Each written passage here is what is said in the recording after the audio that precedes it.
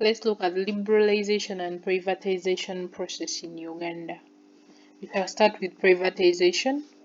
Privatization, this refers to a transfer of state activities into the private sector by sale of either full or partial of ongoing concerns, or by sale of assets following liquidation. So privatization is when something was owned by the government and then it is sold. It is sold to the private individuals. Yeah, and they can sell either full or partial of the company that is still ongoing, or they can sell the assets of the company when it has ended. That is privatization. The government sells to private individuals or to private sector. It runs a very broad range of activities, sometimes leaving very little government involvement, and other times creating partnerships between government and private sector, where the government is still the dominant player.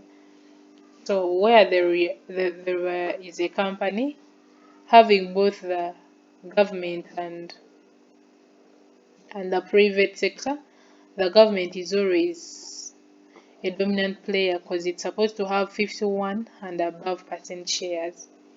Yeah. Then it occupies a central position in government effort to develop the private sector. There is privatization in the country. The government already sells its companies or its activities, state activities, to the private sector because they want to develop the private sector. Yeah, they want to increase privatization. Yeah. And in Uganda, in 1987, when Museveni came to power in 1987, Uganda undertook a comprehensive economic recovery program to improve the performance of the economy and ensure continued sustainability of its growth. This is the NRM Economic Recovery Program of 1987. So to achieve this, the dormant private sector could be revitalized to play a more significant role in the economy. So they wanted they wanted to revive the private sector in the NRM Economic Recovery Program. Through the sale of some enterprises, the government hopes to raise revenue for the cash-stricken treasury. Remember, it was just from the Bush War of 1986. It never had money, so they were selling state activities to the private individuals in order for them to raise revenue for the treasury of the country. Government hoped to effect this reform through rationalization of its ownership, consolidation, rehabilitation, divestiture, and liquidation. So they try to sell government activities. They ended government companies. They put them to a stop. Yeah, things like that. That was the NRM Economic Recovery Program. Then the objectives of privatization process. Why was there privatization in the Economic Recovery Program of NRM?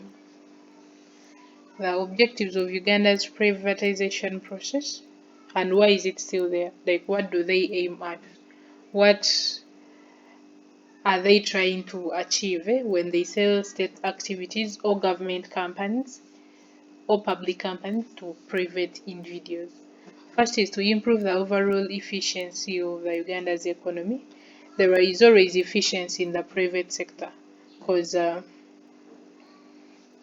private workers have to be so clean, they are always supervised and all that, which is not the same case when it comes to government workers.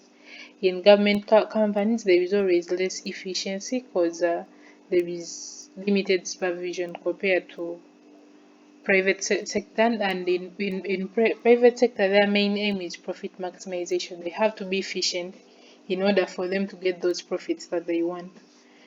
Then another objective is to stimulate private investment. They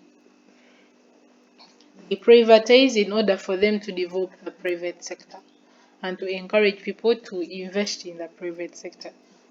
Then to improve the efficiency, productivity and profitability of Ugandan farms and the quality of products and services produced. Private companies always produce goods and services of a higher quality compared to public companies, because for public companies their main aim is not to make profit. Yeah, they just want to improve social welfare. So there is less efficiency, productivity and productivity in public companies. So they do that, they privatize to improve efficiency, productivity and profitability of Ugandan farms. Another aim is to reduce government subsidies of public enterprises, because the government is ever supporting public enterprises. They have to exempt them from tax, give them support in very many ways. So once they privatize them, it stops doing all those things. So they want to reduce government subsidies to public enterprises and use that money to do other things. Then another objective is raise money from the sale of public enterprises. Raise money from the sale of public enterprises. When they sell to the public, of course, they get money and they use that money to facilitate other things. Increase government resources to social services. Increase government resources to social services and infrastructure. Once they sell the public enterprises, they use the money that they would have used to facilitate the public enterprises and they use it to providing other social services and constructing infrastructure for the country. Then increase tax revenue from private enterprises. Since private enterprises bring in taxes, once they privatize more enterprises and they go in the private sector, they will start paying taxes, yeah, which will increase on the tax revenue for the country.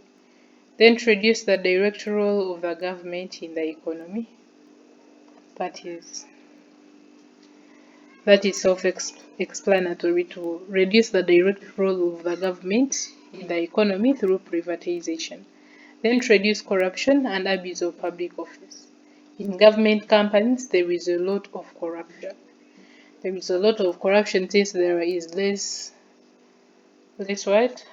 supervision, and they don't aim at efficiency. So there is a lot of corruption. So privatization is aimed to reduce corruption and the abuse of public office. Then to increase total employment in the country. Since there is a lot of production in private companies, once they privatize the company, the production will increase, and when production increase, they will need more workers, which will create employment in the economy. Then to promote ownership of private enterprises by nationals. And lastly is to create a property owning middle class. They want people to own property. So to create a property owning middle class. Those are some of the objectives of privatization in Uganda.